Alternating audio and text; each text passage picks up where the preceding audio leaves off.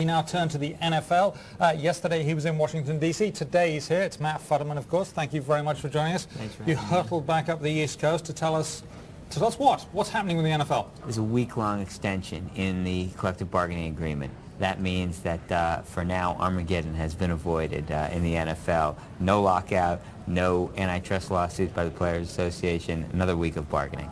And is this just theater that I mean, a lot of people are saying, they have to come to an agreement at some point because everybody needs each other. No one wants to take the ball home, as it were, and sort of say that all the games are off. So isn't this a sort of a little bit of theater that's going on? Well, there is a lot of face saving that goes on here. At the same time, these are the two sides that really haven't agreed on anything for the last 2 years. The fact that they agreed yesterday to have an extension for 1 day shows that they made enough progress that they feel like it's worth it to keep talking to each other. The fact that they agreed to extend that a week today is A, more face-saving, and B, it's a sense that maybe we can actually get something done over the next week. I mean, for football fans, there's one really big question. What is the actual likelihood of what you call Armageddon, a lockout? And what is the danger that, we have disruption to the season?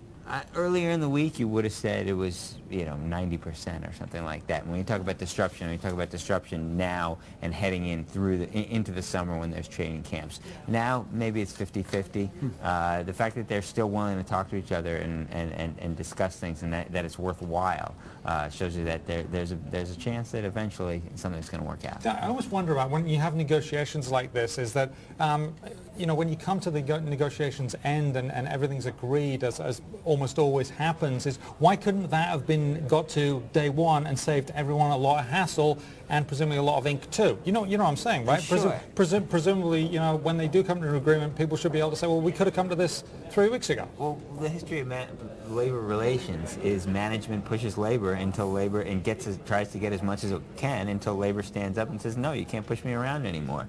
So if you're an NFL owner, the NFL players have never shown a propensity to withstand a long work stoppage.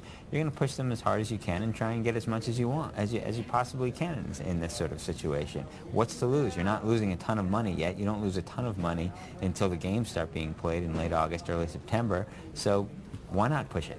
How long do you think till this gets worked out? It all depends. It all depends on where things go in the next few days, in the next week. They're $1 billion apart earlier in the week. I imagine they're still close to $1 billion apart, but at least they're talking to each other. That's a lot of money. Thank you very much, Matt Futterman with the Wall Street Journal.